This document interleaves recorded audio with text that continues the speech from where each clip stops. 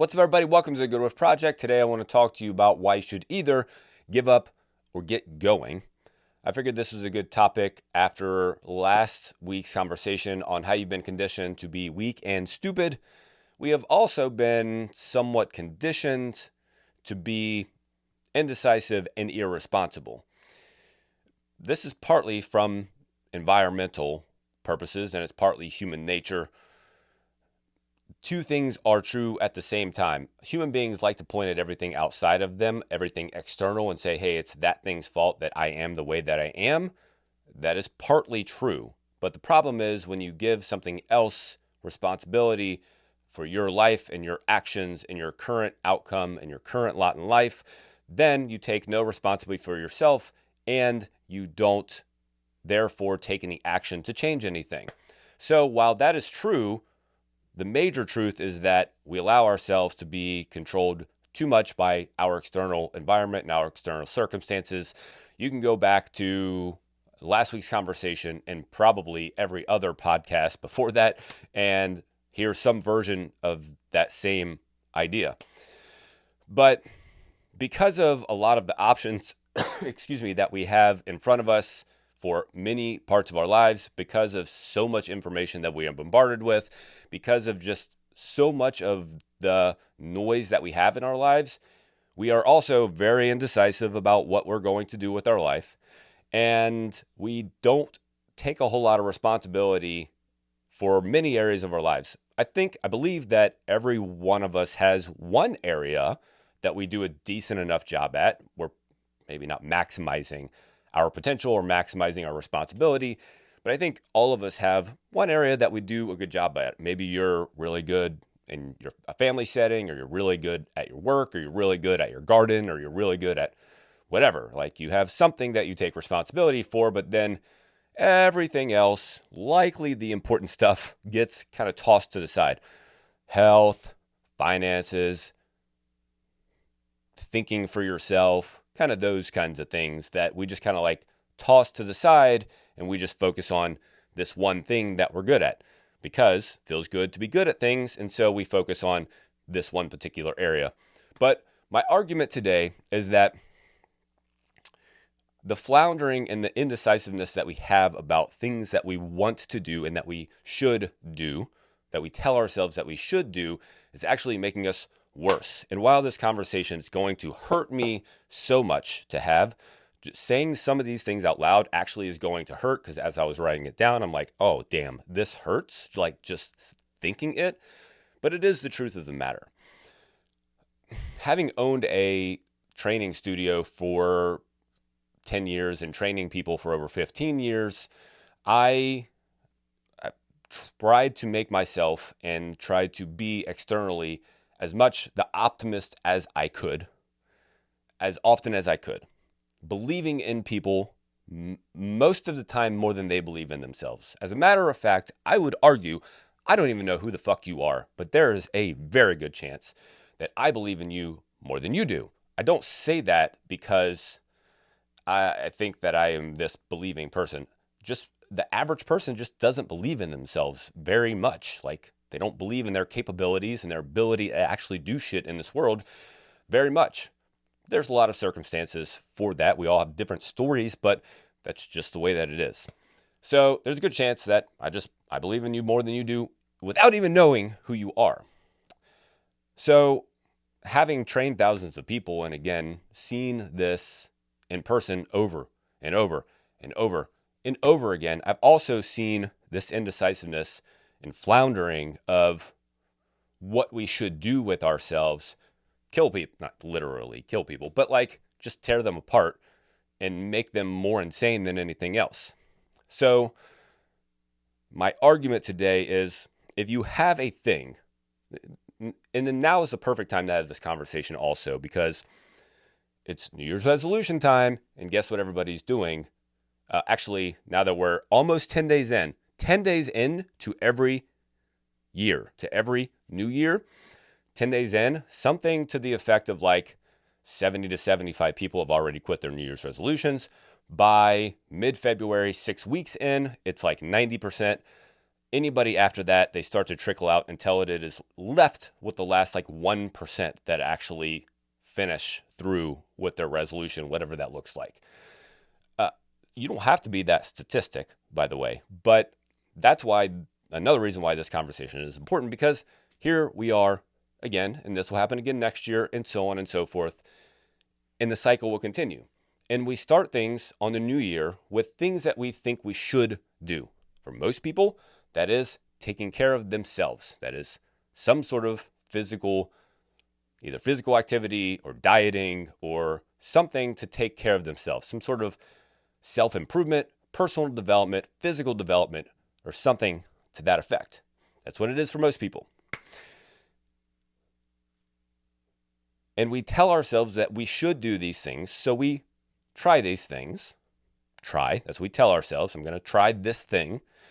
And then we end up not doing it. And then we think about, once we quit, we think about how we should be doing it. And then we tell ourselves that we're going to get back to it. And then we beat ourselves up that we haven't gotten back to it. And then the cycle just continues. You, I'm sure, can think in your own life maybe not many, but at least a couple of examples of how you've done the same shit in some area. I can give you an example. Myself. In my own health, I, of course, have taken care of myself for the last, I've been in the weight room since I was 13 years old. I'm 40. That means for 27 years I've been in the weight room. I don't think that I have taken more than, I don't think I've been out of the weight room for more than maybe 2 weeks during that time, that 27 years. And most of that has been because of sports, which I've been out of also for a long period of time. So during sports seasons, I might only go in the weight room once a week or something like that. But since I've been out of that, I've been in the weight room very regularly. So it's a part of my life. And most people will look at me and go, hey, you're very fit and it's very easy for you and blah, blah, blah, and whatever other excuse they want to tell themselves as to why I can do it and they can't. But the truth of the matter is, from my perspective, I know that I am not even close to where I can be. There's a big gap between where I know I can be and where I am today. And that gap is due to some structural issues that I've been having with my hips that I have tinkered with for the last couple of years. And I've never truly taken seriously, laid a structured plan out, done something seriously about it, laid a 12-week, 6-week, 24-week plan out to actually do something about it. So this time I did it. I laid it out, put a structured plan together, printed it out. This is exactly what I'm going to do. I laid a calendar out. I literally have the calendar in my planner. I look at it every day. That's what I'm going to do. Now, of course, there is a chance that I don't follow through. There is a chance that I quit. But after doing and setting the structure and saying, this is what I'm going to do, this is my plan, and all I have to do now is just do it. After doing that, for 10 days, I've been doing this, I already feel better. Mentally, I feel better about things, and literally, structurally, I feel better because I've literally thought things through. I did something, put a structure together, and I'm executing it. So I feel good because I'm executing something that I told myself I was going to do, and because I'm actually doing something more structured about it. I've tinkered. I've shoulded myself to death. I should do this. I should do that. Or I should try this. Or I should try that. And I would do this and try this and should this and so on and so forth. But rarely did I stick with it. So I am human like you in that I certainly have had areas of my life where I just am not grasping. I'm tripping over myself. And I've caused more anxiety over the last 2 years about this whole bullshit than have fixed anything. Now, my mind is calm about it because I have a structure. I have a plan, and I know that I will do it. So, the reason that I'm telling you, either with whatever it is you're telling yourself you should do, that you maybe have tried over the last year, again, for most people, it's exercise or dieting or reading or some other personal development. Maybe it's saving money.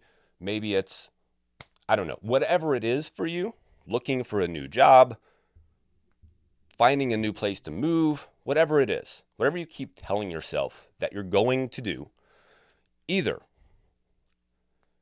give up or get going. Either do it or don't do it at all. Like, don't even think about it. Tell yourself, I'm not going to do it.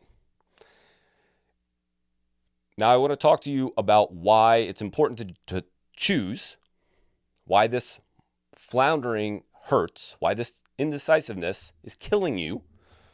And then I want to talk to you about what you can do about it, like how you choose and then what you do moving forward. Because the other thing that hurts people is like, well, I feel like I should be getting myself in shape. I feel like I should take care of myself. I feel like I should blah, blah, blah, blah, blah. And you hang on to that should because then, I don't know, you convince yourself that you're a better person because at least you're thinking about it. But actually, it's just driving you nuts. And actually, no one really cares except you, which is important. You're the most important person to impress on this earth. But you're driving yourself crazy. So there's a better strategy for going about it. So let's talk first about why floundering and indecisiveness hurt you so much. Number one, because no matter what area of life you're floundering in or being indecisive in, it is affecting other areas of your life.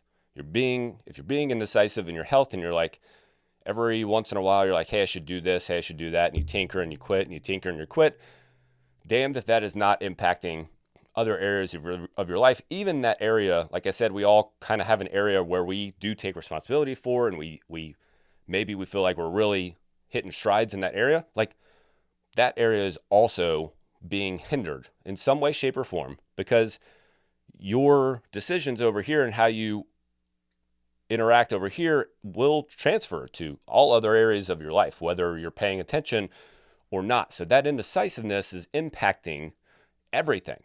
It's impacting your whole life. It's slowing everything down. When you don't make a decision, like, life is simply, it's not this simple, but a big part of it is just learning to just make decisions. If you talk to anybody in business, one of the things that they'll tell you differentiates between a successful, and by successful, I will strictly use the financial marker. Not that that's the only thing that makes success, but as a financial marker, as a marker of success, entrepreneurs will tell you the big difference between successful people and unsuccessful is decisiveness, like just choosing. Being able to choose and then go and then do or not do if they choose not to. So it has a huge impact on all areas of your life. Being decisive is important. Choose to or choose not to. It is up to you, but just choose one. The second reason why this indecisiveness hurts you so much is because it's taking up mental capacity. That thing is always in the back of your head talking to you and chirping at you and telling you. And every once in a while it pops up and it says, hey, Johnny, you should be doing this thing, but you're not doing this thing. And you're like, oh, fuck. Like, here's this guy again, like telling me I should be doing this.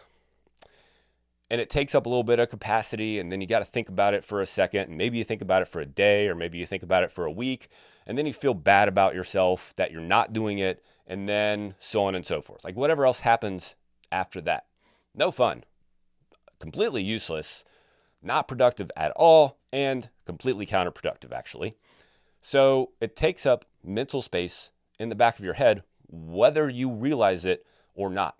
Like, that bird's going to pop up and chirp every once in a while, whether you realize it or not, if you continue to be indecisive.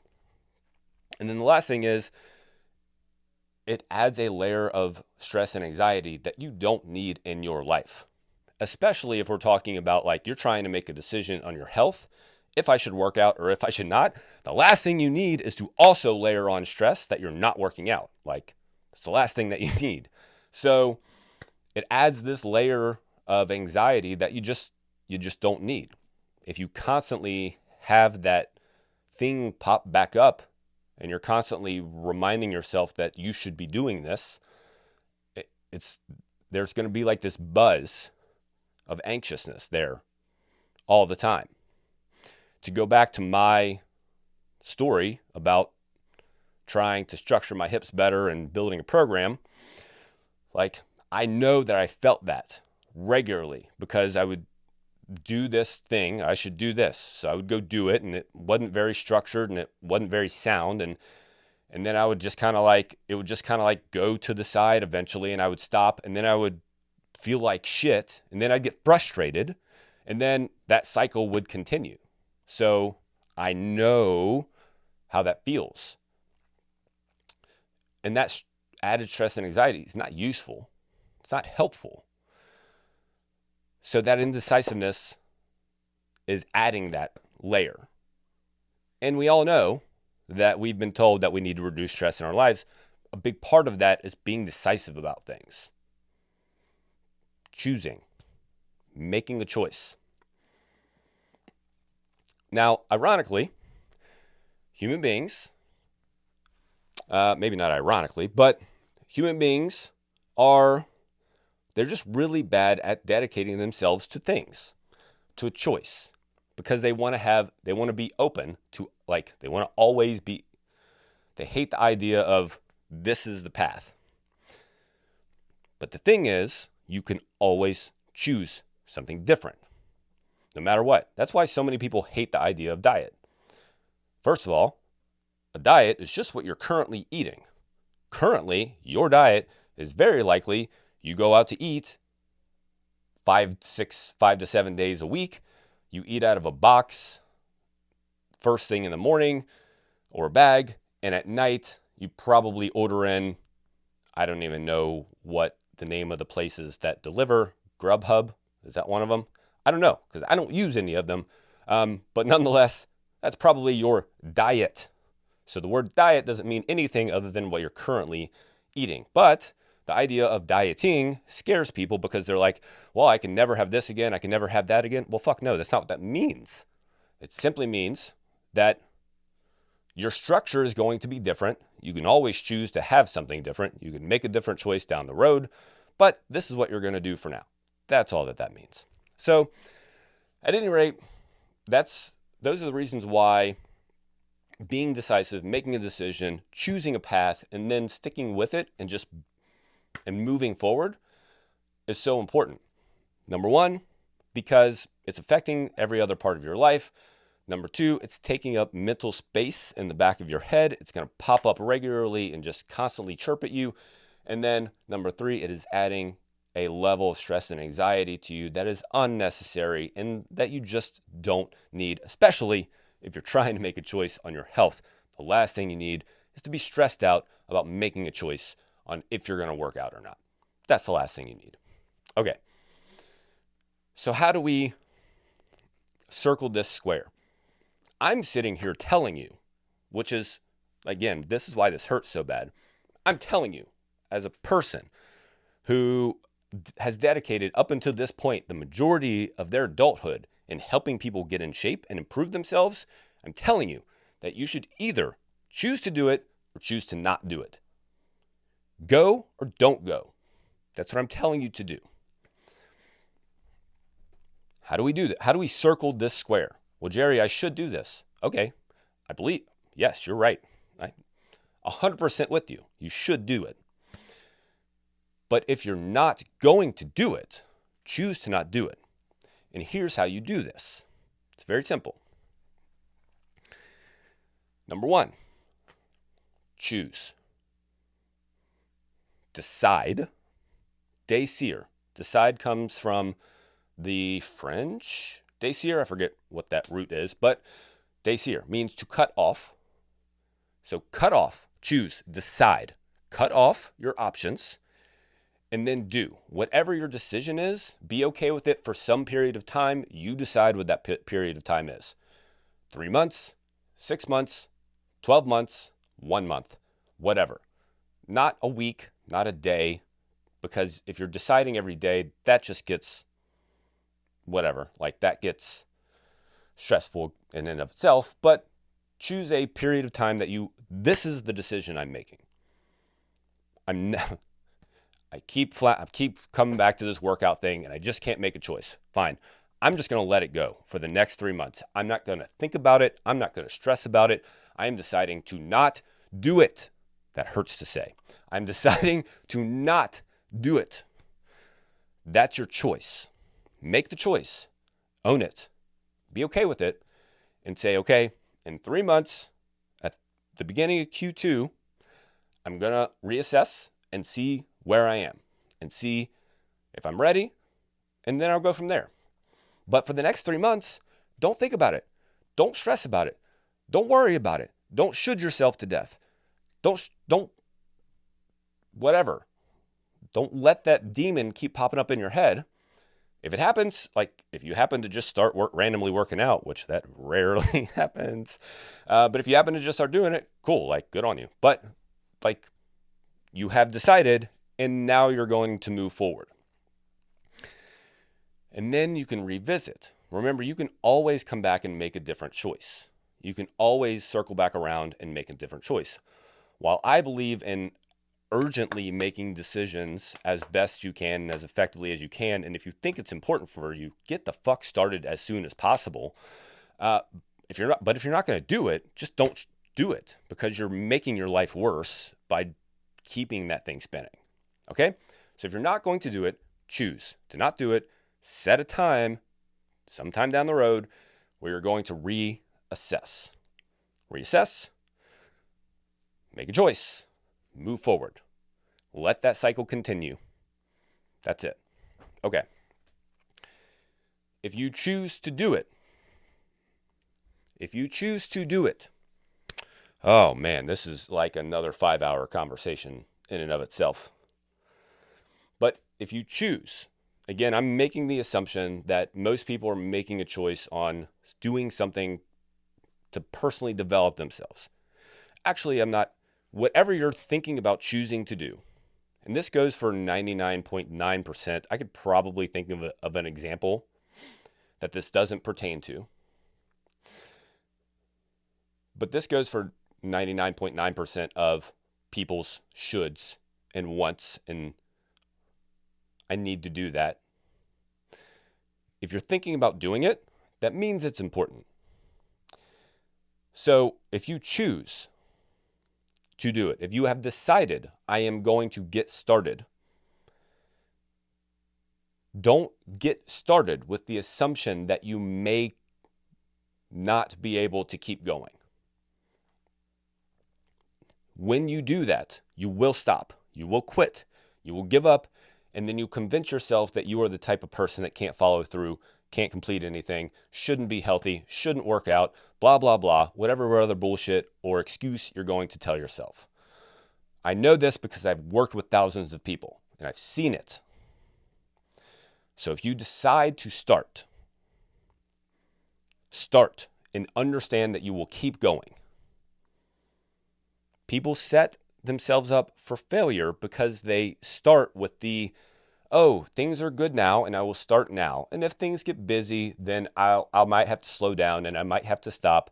And if I gotta make some changes, and I'll stop for the summer and then I'll come back around, whatever. Like the cycle, man, it is deadly.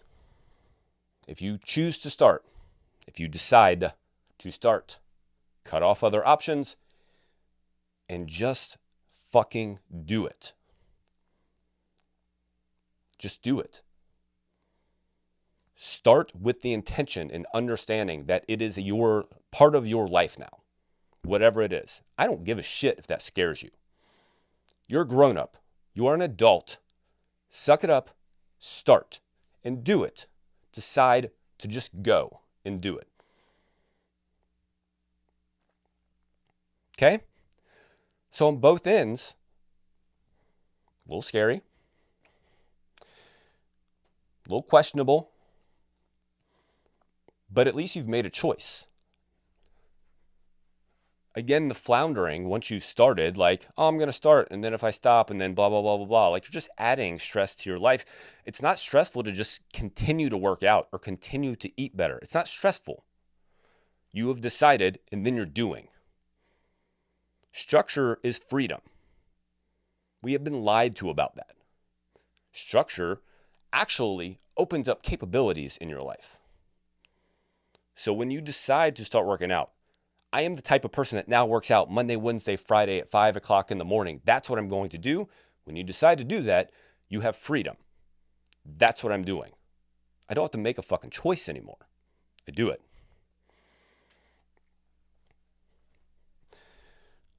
So I feel like these last two conversations, like I said, I've spent a lot of time over the last 10 plus years up until last year trying to be like, hey, you can do this, rah, rah, like, that's great. And we need that from time to time. And again, whoever you are watching or listening to this, like, I fully believe in your capabilities to do this. And I mean, like, it sounds stupid because you're like, well, you don't even know. You're right. I literally have no clue who you are.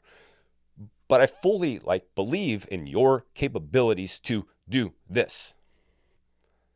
Whatever it is. But that doesn't matter. What matters is what you believe. So you decide what you're going to do about it. That's up to you. You get to decide, you get to choose. And if you're trying to convince yourself that, well, I don't have the opportunity to choose because I have all these circumstances going on, question that as much as you can. Because like I said, two things are true at the same time. We all have our circumstances to deal with. Some of them are more challenging, some of them are less challenging.